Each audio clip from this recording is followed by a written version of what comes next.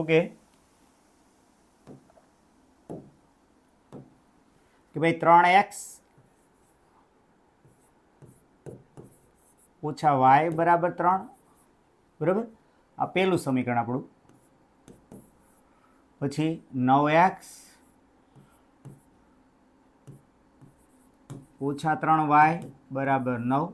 આ કેટલામાં આપણું બીજું સમીકરણ. રેડી મિત્રો?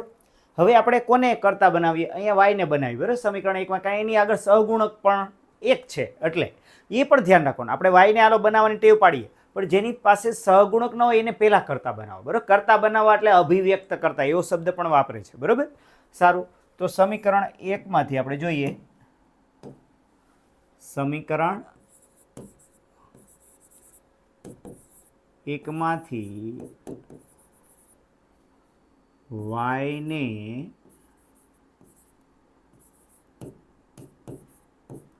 કરતા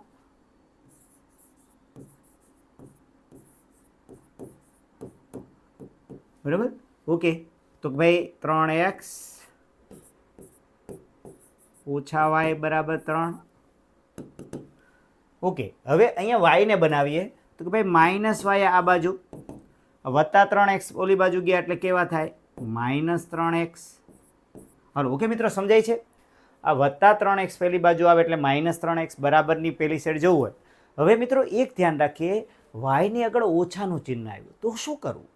કે ભાઈ y ની આગળ ઓછાનું ચિહ્ન જ્યારે આવે ત્યારે બધાયના ચિહ્ન બદલી નાખવાના. આ ઓછા y વત્તા કરી નાખો, આ વત્તા 3 ઓછા કરી નાખો, અને આ ઓછા 3x વત્તા કરી નાખો. ઓકે, એટલે અહીંયા જ્યારે જ્યારે ઓછા આવે ત્યારે બધાયના ચિહ્ન બદલી નાખવાના. ઓકે, તેથી લખીએ કે ભાઈ ઓછા y કેવા થઈ જાય?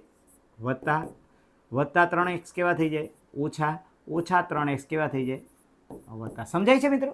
જો આ ઓછા વત્તા, આ વત્તા એ ઓછા, ઓછા એ વત્તા. હવે મિત્રો આ થોડુંક હું ગોઠવી દઉં અને આ 3x પહેલાં લઈ લઉં અને ઓછા 3 આવી રીતે. તો આ ક્રમ કયો આવશે? આપણે દર વખતે ત્રીજો આપણો ક્રમ આવે છે. ઓકે, આદેશની રીતમાં ત્રીજા ક્રમનું જ આવશે.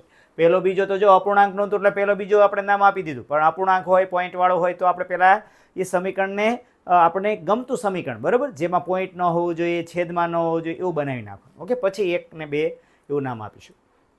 હવે y ની કિંમત ક્યાં મૂકશું? આપણે અહીંયા મૂકવાની થશે ને. આ અહીંયા y ની કિંમત મૂકવાની થશે, બરાબર. અને 2 પદ છે, 1 એટલે એને કાઉન્સમાં લખીશું. હાલો ભાઈ 3 માંથી, બરાબર, લખીએ 3 માંથી y ની કિંમત 2 માં મૂકતા. હાલો ભાઈ, તો શું થયું? 9x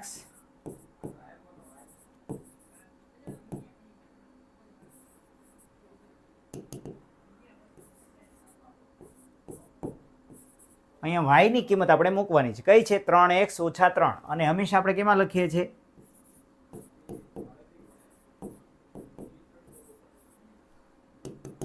તેથી 9x 3 તેરી 9x. મિત્રો ખાસ મેં કાઉન્સમાં લખ્યું, ખબર પડી? જો બહાર ઓછાનું ચિહ્ન હોય 3 તેરી 9x, આ વત્તા હતા કેવા થયા? ઓછા. પણ આ ઓછા હોય તો 3 તેરી 9 કેવા થશે? વત્તા. મિત્રો ખાસ 3 તેરી, રેડી મિત્રો? ફરી વાર 3 તેરી 9, પછી આ ઓછે ઓછે વત્તા. હવે ઓછા 9x અને વત્તા 9x ગયા એટલે શું થયું? 9 બરાબર 9. ઓકે મિત્રો, તો આ વિધાન તો હંમેશા સત્ય છે. રેડી? આ વિધાન કેવું છે ભાઈ? સત્ય છે. હંમેશા આ વિધાન કેવું રહે? 9 બરાબર તો 9 હોય, એટલે કોઈ x ની કે y ની કોઈ નિશ્ચિત કિંમત મળતી નથી. શું કામ? બે સમીકરણ સરખા છે. આપણે અગાઉની થિયરીમાં જોયું છે, બે સમીકરણ સરખા હોય તો આપ સૌને ખ્યાલ છે શું હોય કે ભાઈ a1 ના છેદમાં a2 is equal to b1 ના છેદમાં b2 is equal to c1 ના છેદમાં c2 એવું થાય. ખબર છે ને? તો અહીંયા કહેવાનું કે ભાઈ આ વિધાન હંમેશા 9 બરાબર 9 એ સત્ય છે અને x અને y ની કોઈ નિશ્ચિત કિંમત મળતી નથી. તેથી કેવા આ બંને સમીકરણો? અહીં બંને સમીકરણ કેવા છે ભાઈ? અહીં બંને સમીકરણો કેવા છે ભાઈ? સમાન છે. સમીકરણો સમાન છે, બરાબર. તેથી અનંત ઉકેલ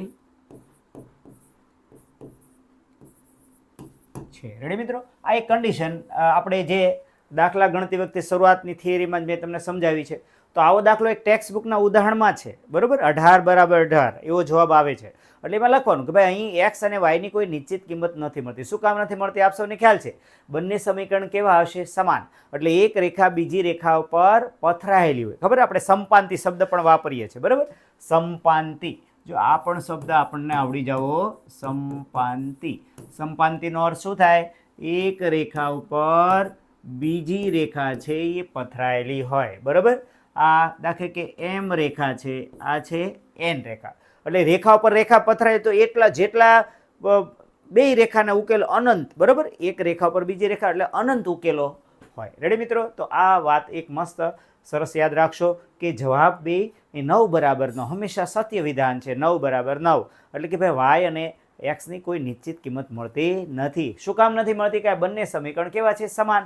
સમાન હોય એટલે a1 ના છેદમાં a2 બરાબર b1 ના છેદમાં b2 બરાબર c1 ના, એટલે કે ભાઈ સમપાંતિ શબ્દ એ તમે યાદ રાખશો. થેન્ક યુ મિત્રો.